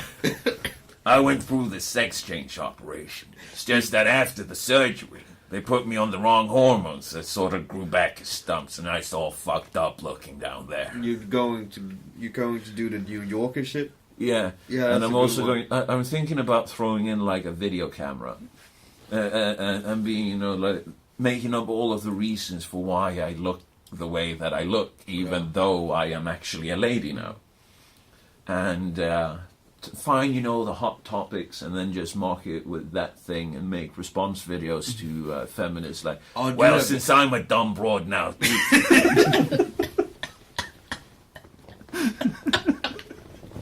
They would fucking fell for it. I think they would, which would make it even better. Yeah, because it's basically like all the 4chan jokes about like milk being a symbol of racism and shit like that have hit because they're so fucking gullible. Yeah, but I'm going to keep the beard, obviously. Yeah, of and course. I'm not even going to bother with a wig, but I'm going to put on lipstick real sloppy. And preferably have it so they can see that it covers the teeth as well. My girlfriend actually showed me something like that because we were talking about transvestite males going from male to female that never sort of caught up with female sensitivity, so to speak, with they being super butch. You know, they like have big muscly bodies and they have like put their wigs on and especially, you know, the female more, how should I say this, feminine way of taking a selfie with, you know, I'm looking a bit, you know, they always do shit like that. And these people like taking head front images with them looking really serious, like, yeah, I'm a woman now. And she showed me a blog with one of these guys, and like you see girls going to this guy and with tips like, "Oh, honey, females are more subtle." Like, it's hilarious shit because this guy is really butch. He had this big chin, you know. You see it's testosterone. Have you seen that fucking goofball on YouTube? The what the fuck is his name? Riley? Something like that? His argument is the most... because Blair White did a video about this Riley, didn't she? I'm not sure. Okay, because... no, okay. But basically, this dude claims to be a lady now. Okay. Without having chopped off his balls. And for ladies... or men to feel ashamed because, of course, he's a lesbian. Of course. It's just a dude with a dick with long hair and makeup and a bigger Adam's apple than what I got. I mean, honestly, it's just fucking there. It gobbles up and down as he speaks. But he's basically like, if you're a lesbian and you don't sleep with people like me who are trans, who still has the penises, you're transphobic. So, like, are you fucking kidding me? No, I just don't like dick. Yeah, exactly. And it's the same thing. They try to go like, yeah, if you're a man and you don't want to sleep with a tranny that still has his dick, that means that you're a transphobe. You don't need to find, even if you're heterosexual. I know many girls that have said, I don't think a dick is nice, but I think dick is fascinating. Then you're sexually attracted to it. But if it's like dick, no, man. No, but you can't say that you're a lesbian. You want to sleep with lesbian chicks and expect them to be okay with you having a cock. Yeah, it doesn't work that way. And I don't understand. This is embarrassing. Yeah, but can you imagine being that full of yourself? No. Okay, we have the nervous stutter here. No. Yes. On tape, great. Yeah. No, but I completely understand your argument, and I completely, you're preaching here, but sure, but yeah, I know, I can't imagine that. No, but I mean, it's sort of like, let's say that I were the guy that headed out to the pub to hit on ladies, and I walk up to someone and I'm like, "Hey, nice shoes, wanna fuck?" She goes, "Excuse me, but I'm a lesbian." "Yeah, but I identify as a woman, and if you don't sleep with me, that's transphobic." What the fuck is that? Because that is basically what this dude is saying. Forcing yourself upon someone by guilt-tripping them. Yeah. Isn't that considered rape by the feminists? This is the beautiful thing with the trans movement. It's ruining feminism. And I actually know many trans people hating on the feminist movement because they're like, I don't want to be some gender fluid motherfucker. I just want to go on being the gender I want to Be known as. Yeah. No, but the thing is, with feminism, the only time it's okay to celebrate, femininity is if it is a dude claiming to be a lady. And I mean, this is, Bruce Caitlyn Jenner. The guy wasn't even considered a lady for a year. Still won Woman of the Year. ESPN. Have you guys seen that fucking tape? With No. the release, with the helicopters flying, someone is No. lurking behind I only curtains. heard the joke that, okay, so now a female of the year now a female has won the award for female of the year while she has a dick. Yes. I just heard jokes like that. No, thank you. No, but I mean, it's fucking brilliant. It's not really a joke. I'll show it to you off the air later. But it's just this complete setup where Bruce has gone like, yeah, I'm a Kardashian now, but I'm in the background. But I'm an Olympic medalist. I want some attention. I'm convinced that this is the thing. But here's the creepy part when it comes to Bruce Caitlyn Jenner. There's a creepy part as well? Yes, Seth MacFarlane Ah, yeah. predicted it in Family Guy from the start. There's like this episode with the USO show, and they go, now welcome the famous athlete and Olympic medalist, Bruce Jenner. And then they play, like the stripper music. And it's zoomed in on his booty, and he's walking very ladylike. And the first time I discovered this was after the fact that Bruce became Caitlyn. So I went and looked it up. And fucking MacFarlane, he was years ahead. Fucking years ahead. And everyone is I have no idea who Bruce Jenner is. I just know what I've heard on other podcasts. But the sad thing is that people know more who Caitlyn Jenner is than who Bruce Jenner is. Because when I've talked to people about, about the Caitlyn Jenner shit, they know who Caitlyn Jenner is. But if I go... Stunning and brave. Yeah, stunning and brave. A No, hero. but when I say Bruce, they're like, what? Oh yeah, there was a guy on the Kardashians. When you say it, they go like that. But Yeah. no. Yeah, but I mean, imagine being those poor fucking kids. First of all, you've spent basically your entire life in the limelight because your father fucking represented O.J. Simpson. That's number one. Number two, one of your sisters becomes famous for fucking this rapper, or was it R&B singer? I don't care. Recording it and putting it online. And she's making millions. I wish it was that easy. She's making fucking millions. It's brilliant. And what she keeps on Absolutely doing, brilliant. she injects her fucking ass with more fat, making it bigger and more disgusting for every year.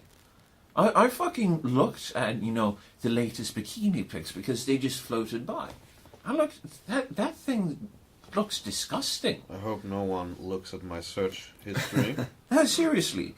Just Google Kim Kardashian bikini shots or something like that. It's gross. It's fucking gross. She's ruined herself. She's considered by many to be the world's most beautiful woman. Yeah, I always found it strange that she was found as being that attractive, but... The thing is, people saw her porn tape, and girls noticed that, yeah, guys actually watch this. So... It's like this? Yeah, it's more saggy. You can sort of see the indentures. The one that I saw, it was actually zoomed in. Yeah, but this is photoshopped. Yeah, I actually saw a true picture. It looks fucking disgusting. Poor Kanye. Poor Kanye West. Yeah. I feel bad for it. And imagine fucking being married to that. Someone whose fame isn't built around accomplishments. What the actual fuck? You mean like that? Yeah. Yeah. Right? Call Captain Ahab.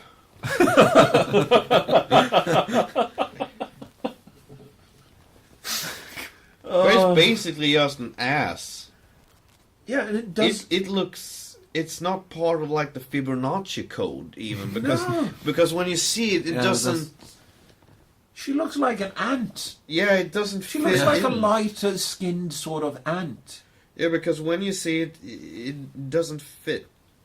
Fucking, I did not imagine that this episode that we would spend this long time fucking trash talking Kim Kardashian. Yeah, I actually thought It's the first time for everything. Yes. because I thought that this episode would be very much about conservative politics and shit like that, but we haven't talked about that at all. We only talk about the important stuff in life. Yeah, Yeah, like Kim Kardashian's yeah, nasty because ass. here you have an ass following the Fibonacci code, Let me see. and you see it's tasteful. Yeah, it's tasteful.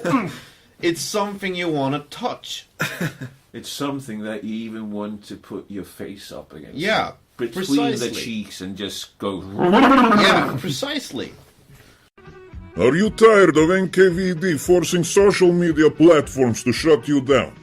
Are you tired of famous video platforms threatening you with gulag for thinking wrong? Now you can tear down wall and support this show by clicking on Mind's affiliate link in the description. To find us, go to facebook.com/greatsra. You can also go to minds.com/same rules apply.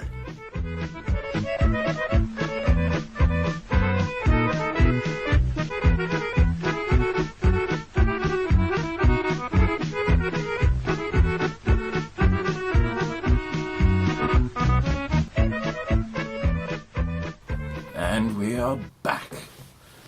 Jim sadly had to leave us. He hasn't eaten yet today. Yeah.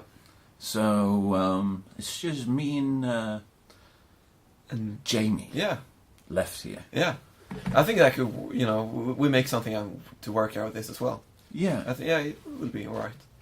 No, I mean, we've spent quite some time Yeah. now discussing Kim Kardashian's ass. Yeah.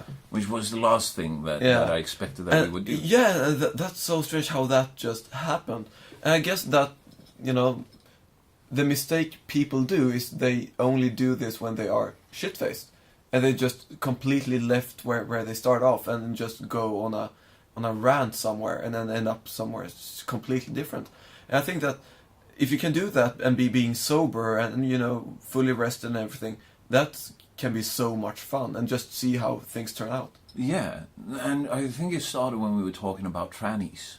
Yeah. And I've completely forgotten the point that that I was trying to make about trannies. It's just led down to Bruce Jenner. Yeah, but it was the difference between the guys becoming women and then they kind of missed somewhere. Oh, yeah. You're a transphobe if you don't sleep Yeah, with yeah, me. yeah, right. Yeah. But you know that Caitlyn still has his dick. I don't. It was fun when we still had Jim on because I don't know what Bruce was famous for. I just heard of it when Bruce became Caitlyn, and that was it. So I'm I know the basic story. Of, I think he just, was a runner, yeah, a sprinter. I'm not entirely sure. And this is the sad thing. Yeah, this is what drove him over the edge. Yeah. That made him change his name to Caitlyn. That made him have a surgery that gave him boobs and take hormones and shave fucking stuff off his chin. An extreme fucking invasive surgery. Yeah, I mean, yeah. It's just sad in a way. Yeah, of course it is. Because... Or maybe not for him, whatever he feels for, but I couldn't even remotely imagine to do the same. Or that someone that I know, since long before, would even consider doing that. Yeah. But I mean, if you are that starved for attention, and you marry a Kardashian, and then you have one of your acquired relatives becoming that famous for just fucking a dude, and he didn't receive any sort of attention, so you went, I'm a woman now. Yeah. No, I mean, it could be, maybe this is the best PR trick of the century. I think it is. But extremely, invasive, extremely... Yeah, of course it is. But it would be a fun plot twist if everything was just fake. Speaking of, trannies and stuff like this, have you read about the youngest transsexual that received reassignment surgery in the UK? No. Okay, so I think it started out as a dude. Okay. And this dude went, yeah, I was actually born a woman. So he applied for, sexual reassignment surgery through the National Health Services. And they went like, yeah, sure. If you've always felt like a woman, we'll make you a woman. Okay. So the dude became a woman, according to surgery. Yeah, but according to the legal Yeah. definitions and stuff, yeah. And then she went that, yeah, no, this wasn't my thing at all. I want to become a man again. So she went to the NHS and she said that this was a mistake. I want to become a man again. Yeah. And they went like, well, we wouldn't want to keep you trapped in a body that you're not comfortable in. So they They made paid for her it. a man again. And then the person went, but actually, I really enjoyed being a woman. So he went to the NHS and said, you know what, chop this dick off again. Which they did. And now she has changed his mind again.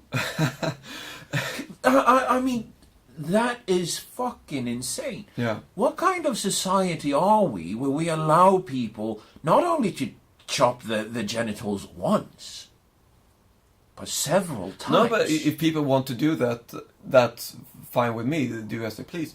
But if they pay for it themselves. Yeah, but when tax money, as is the case with the NHS, when they pay for it over and over again, somewhere with the same person. Yeah, somewhere you could imagine them to draw the fucking line and say, okay, fool me once, but after the second, third, fourth time, they should maybe just consider that, yeah, but let's not do this again, because this costs, I don't know how many, we're talking millions of pounds probably. Yeah, this individual has changed its sex Yeah. more times than certain people change the line of work. Yeah.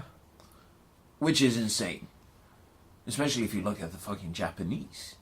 You know how it works in Japan? When you get a job? Oh, yeah, what was it called? They have a national day, or like a national month, that is like hiring month for Oh, really? all of I these didn't big know that. companies. And that is when you apply to all of these different companies Yeah. within your field. So let's say that you apply for Fujifilm and all of those. Yeah.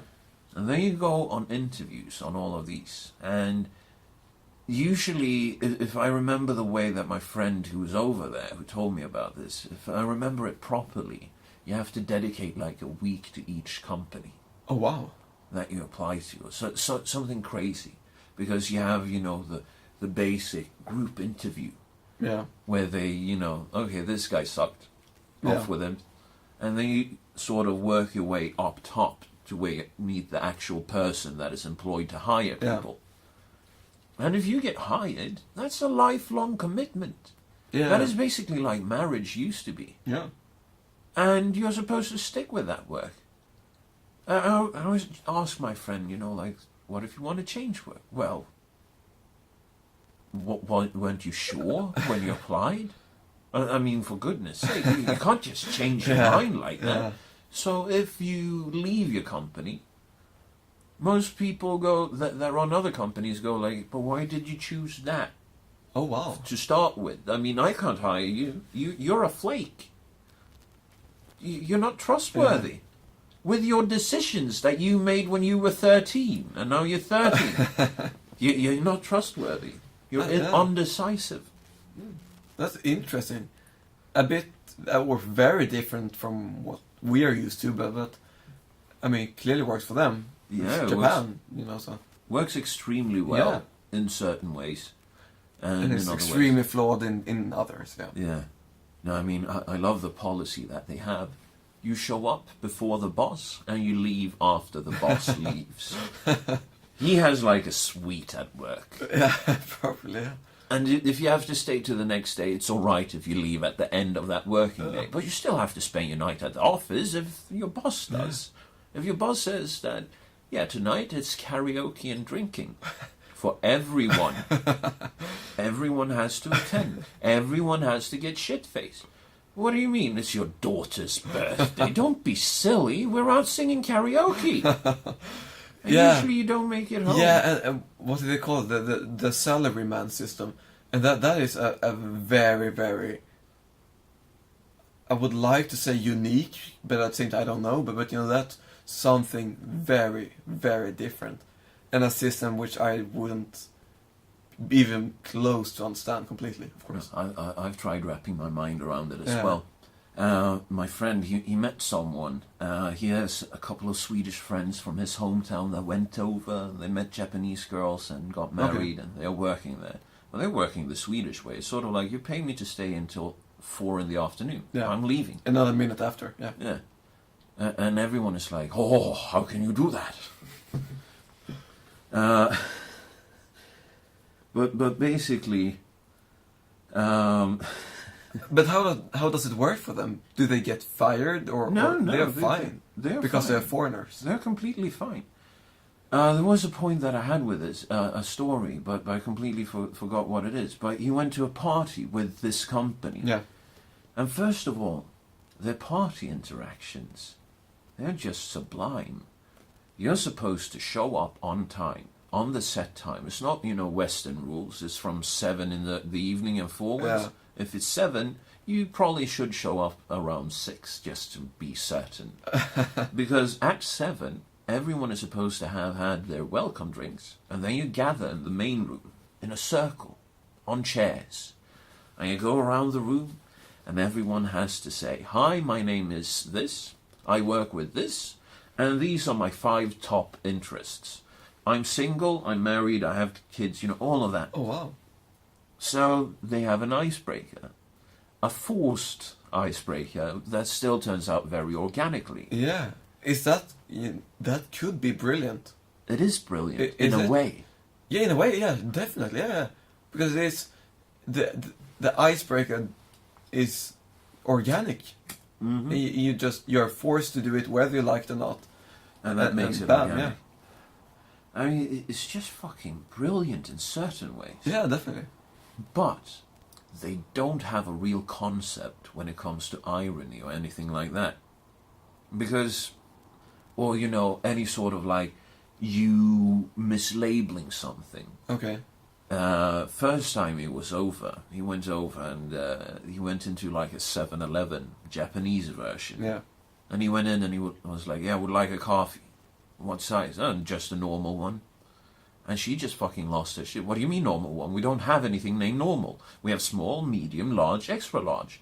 And he was like, but what do you sell most? The small ones. Yeah, well, then that's the one that I want, obviously. And he was like, no. So she called her manager, who came over, and they made a scene, and he wound up walking away with a small one anyway. It was just that the line just fucking grew, because they needed to make it perfectly.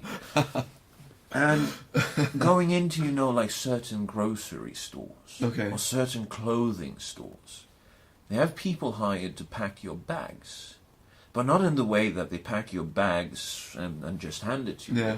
They need to pack it very specifically, and then they need to fold it very specifically and tape it in a very specific way and hand it to you in a very specific way. Because if they don't, that is Yeah. considered rude. And you can imagine, him, Yeah. he fucking hated, all of these social laws here in Sweden. And he went over there. Yeah. Yeah. And he's just railing against it. And he just goes like to two people and they say, you have to do this. But why? Like, what do you mean? But what? Why do I have to do it? Yeah. And And- then they go, I don't know. Yeah, and that's decades of Swedish. I don't know if it's the social democratic legacy that just bam question, bam. Yeah. If you do something, you give an argument why this is the thing. Otherwise, you don't. Bam. Yeah. But you can also twist and turn it because certain things you're not allowed to question, especially when it comes from higher up. Yeah. And the people higher up consider themselves to be on the moral high ground. Yeah. Which is evident by certain policies in this country that is, fucking wrecking it, which is sad. But, it's all of these things that just combine together and creates a clusterfuck for the society in certain ways. Now I remember the story. When he was at this party, he spoke with, I think it was like a bigger boss for one of the companies. And he was telling about one of his colleagues at a rivaling company. And there'd come, you know, like a British Airways representative to this company to present them with a very good deal, you know, a business deal. Yeah. Use our airplane and we will give you this nice price. So they went there to this company and they were like, can we see the travel arrangements that you have now? They were like, yes, of course. And they looked at it, and then they came back with their offer, and they were like, you will save millions with our offer. Okay. Basically slashing the price at least 25%. And the negotiators for the company were like, yes, we will take this up and we will discuss it. They arrived the day after. And they go like, we can't do it. And the guy from British Airways, he goes, What? What do you mean you can't do it?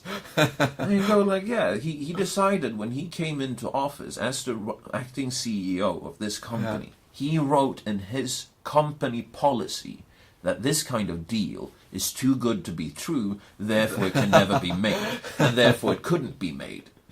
And he couldn't change his mind because that would make him seem like he didn't have the foresight to plan for the future that he had no idea would pan out that way. Oh, wow. And I just fucking completely lost my shit. I still cannot wrap my head around this fucking stupidity. I get it, but I don't. In a way, you can imagine that being the, you know, if we follow the Western stereotypes of the Japanese, that wouldn't be true for the, you know, definitely not for the Americans, or for the Swiss, or the Spaniards, or the Italians, but for the Japanese, yes. Yeah. Now you also have a thing. This is something that you're going to Taiwan, right? Yeah. What are you going to do there? Study. Study what? Study Chinese and politics. Nice. Keep track, if you go to China, of the way that they interact in a crowd. Okay. When everyone is walking. Because they are so packed full of people that they pay each other no heed. So they bump into each other and it's not a thing. Yeah. And the reason why I know this is because I had a Chinese friend over in the US and I asked him about certain idiosyncrasies of especially Chinese people. Because when you see traffic accidents in the US, it's usually Indians or Chinese people. Okay. And at least in California, and at least of everyone that I saw. Okay. I never saw anyone else in a traffic accident.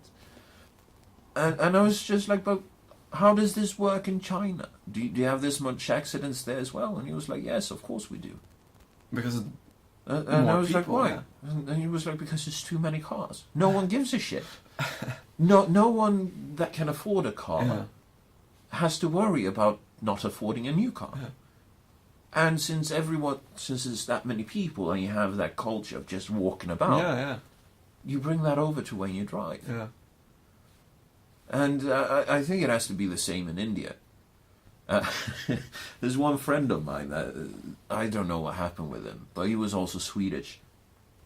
We hung out for a while, and while we hung out down there, he told me about that one of his neighbors had crashed the car into their apartment through the garage because their living room was, you know, wall in wall with the garage. And as the wall fell down, and, you know, the person stepped out of this vehicle that was just covered in dust, and he saw what it was. It was an Indian guy. He was like, I am very sorry. Always Indian guys and Chinese people. And I think it has to do with the way that they interact, you know, in a group. But then again, if you look at, you know, video footage from, like, Mumbai,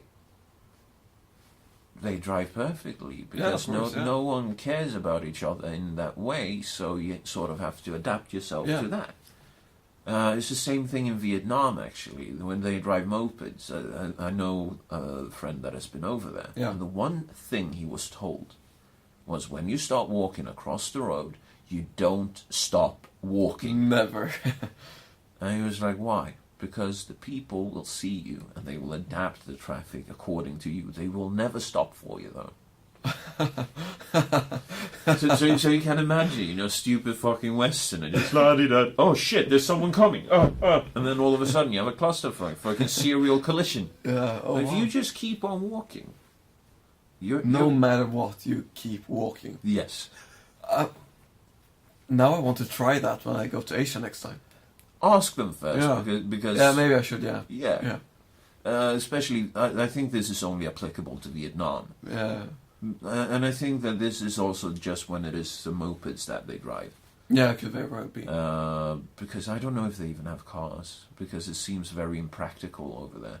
I'm not entirely sure. It's impractical in every crowded place. Just go to whatever, continent or, small city and try to go downtown with a car. And yeah, it is impractical. Small city, well, try driving in LA. Yeah. No, I Morning couldn't. rush hour. Yeah. No, thank you. I did that once. Never again. I actually cried in the car. Because it was, the highway. I was driving from the valley downtown to pick up a friend, morning rush hour. And when I hit East LA, traffic started thickening. East LA is, the only way that I know about East LA is through rap music. Yeah. It's sort of like shit. At least we're fucking moving. Don't stop, please. I see South Central. I see, where you turn to head to Compton. Fucking Inglewood. And that is where the fucking traffic stops. Oh, wow. And I'm just sitting there and I can feel the tears just starting to come up, and I'm like, please, I don't want to get shot. Probably completely exaggerated paranoia. Of course you were, but you didn't know that. I know. Fairly young and, Compton is straight out of Compton. Crazy motherfucking name, Ice Cube. That's how I know Compton. It was fucking terrible. Yeah. No, I can imagine. But at some point, you actually have to brave that. Driving in rush hour in a city like LA, because it will knock you down a few pegs. Yeah, I can imagine. Yeah, it will make you get some sort of perspective on life. So just get out there and do it. Yeah. But I can't recommend it. No way. It was a good experience. I mean, you've done it. You can tell a funny story about it. Yeah, but there and then. Yeah, doing of course, it, not funny then, but afterwards. Yeah, no, it actually works, but I wouldn't recommend it that way. There are probably better ways if you want to. If you want to feel stressed about yourself, just go and find a tougher job or something, I guess. For me, it's just to drink a bunch of alcohol. If I go past like one full-sized alcoholic beer, I get fucking paranoia. I get mad anxiety. Oh, wow. So I can't drink anymore. I can have like a glass of wine. But not a unit or, No. So I can't get drunk anymore. Which is probably quite healthy, I guess. I feel a lot better that way. Sometimes I miss the fuck it feeling that you get from alcohol. Yeah. Because that's what it is. It's a big fuck it. Yeah, it is, of course, yeah. And I think that, it is that feeling that... I think that's the case with every human being, in any situation. You have so much stress and stuff going on in your life, so that you want to, could be 5 minutes or 5 weeks, but that you just want to reach that fuck it level. And some people do it with alcohol, and some people without, and some people use other drugs.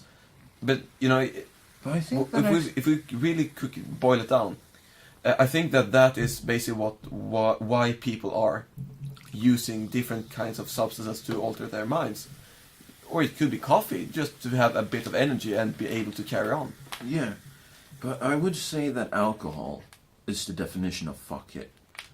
Because if you speak to other people that do other drugs, they usually do it for either the trip, when you look at sort of like DMT, LSD, and all of these things. Or you look at potheads, they do it to relax. Yeah. Some people pain management. Some people do it for, mood alteration to keep their mood stable. Okay. Because certain people need that.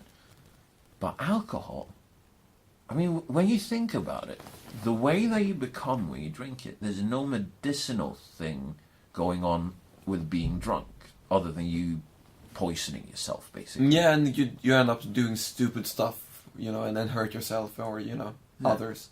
And I think that is one of the reasons why we have that alcohol culture that we do here in Sweden.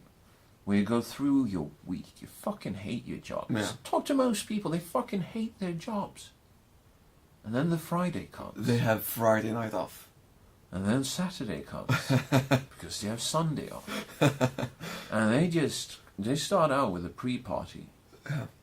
Usually at the very moment they get off work. Or else they have to go to, the state monopoly shop to Yeah. get it. And then as soon as they get home, they have a shower and they have, shower beer. I used to have Is a that. shower beer a thing? Dude, it's one of the most epic things that you can do if you're actually prepping to become shit-faced. Having a beer in the shower on a Friday afternoon. This is next level shit for me. It is the proper way of doing it. You Oh, need wow. to try it. Yeah, now I want to try it, yeah. Yeah. And then as soon as you exit the shower, you go over, you make yourself a grog. You just pour in some of that foul taste. And it doesn't matter what it is, because it's alcohol. Yes. Yeah. And then you eat, and once you've eaten, you're fairly fucking drunk. And then you decide if you're going to another pre-party or not. And then, as soon as you are hitting the clubs, you might have another beer, but you're only there to, either fight, Yeah. meet friends and Yeah. gamble, or meet ladies and try to bring them home. Yeah. And if you fail at all of these things, usually you have a couple of more drinks, usually about 5 more than you need, and that is when you leave and you throw up and start fighting people. Yeah. I love the scene here in Sweden where you have people, basically being whole and they go, "Let me go! Let me go! Let me go, I'm going to punch you!" Yeah.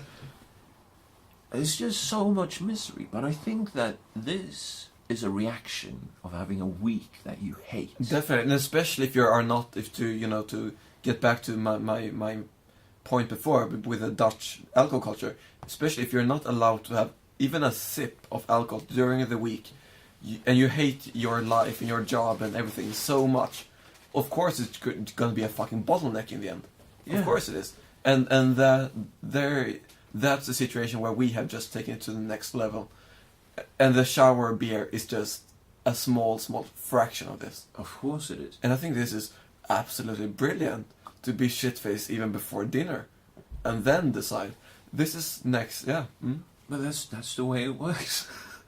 I was attending this sort of like People's University. Okay, You- yeah. You know what I mean? Yeah. And we were having a dorm there. Yeah. And the thing with this place was that it was very unsympathetic towards, individuality. Okay. So the only way to relax after the week was done, I was attending a theatre program, was for me and my friend Christopher, who's accidentally the guy in Japan, and then we added like one more person, Isaac. We got shit-faced in either my room or Christopher's room, having music going very loud so people couldn't hear us. But we was just trash talking each and every one. We were horrible. It was the only way to relax. But you had to, because you had just, that much, Pent up Yeah. frustration. yeah. It's not healthy. Of course it isn't, yeah. And I mean, we expanded this. In the beginning, it was, Friday, Saturday, we got Yeah. shit-faced. But then, fucking after Christmas, Yeah, sure. we start becoming, Wednesday is, kind of. we made it Thursday. Yeah, okay. Where we watched the same film every Thursday from January to June when we finished school. Repmånad, the Swedish film. Great film, by the Yeah, way. it's basically about military exercise for all dudes. Yeah. We got shit-faced watching that on the Thursdays. And then Friday mornings we had, open stage work. Okay. Most of that when it came to me, Christopher and Isaac. We were doing that hungover as shit. Were you any good at it, though? Any good at... At the hungover, doing that open stage hungover? I mean, I did loads of stuff decently. I wouldn't say it's my best work as an aspiring actor, but I have done worse as well. My mother's calling. So now she's not calling anymore. But do you want to blow the rest of the podcast off and go pick up my friend? Yeah, we could do that, I guess. And then Yeah, just hang out and relax for a yeah, bit. sure. Was a fucking honor having you Yeah, on. thank you for having me. It was a bit, it took it's always strange, switching and then just go and, talk like that. It was a lot of fun. I really enjoyed it, actually. I enjoyed having Yeah. you on. When are you leaving to Taiwan? In a week. Yeah. Do you want to do this again before you leave? If I have the time. And yeah, sure, it would be a lot of fun. That would be fucking Yeah. excellent. Because we need to get you talking politics as well. Yeah, maybe, yeah. That And if would I be can't fun. make it in a week, you just, crop this part out of it and yeah. Yeah, I'll leave it in. And I mean, even if you're coming back for visiting Yeah. and shit like that, Definitely. are you going on a quarter system studying over there, or is it term-based system? Turn-based, yeah. Term-based. So you will be back around Christmas, maybe? Yeah, around-ish, I guess. I don't really know yet, actually. But somewhere around it. Yeah, and I mean, worst case scenario, we'll throw you in by then. Yeah, And perfect. by then, we might actually have the possibility of using video equipment. Oh, really? Might be at that position. Yeah. It all depends. But we will at least have the new microphones installed. Okay, nice. And that way we will be able to have individual and just, adapt the levels for each individual Could probably voice. be quite good, yeah. Yeah. I mean, now, this is a very good microphone, but it sucks that you get all of the noise from the room. Yeah. But yeah. Oh, that would be awesome. Yeah. Thanks for coming on. Yeah, thank you for having me again. And we'll speak to you soon, guys. Are you tired of NKVD forcing social media platforms to shut you down? Are you tired of famous video platforms threatening you with gulag for thinking wrong? Now you can tear down wall and support this show by clicking on Mind's affiliate link in the description. To find us, go to facebook.com/greatsra. You can also go to minds.com/same rules apply.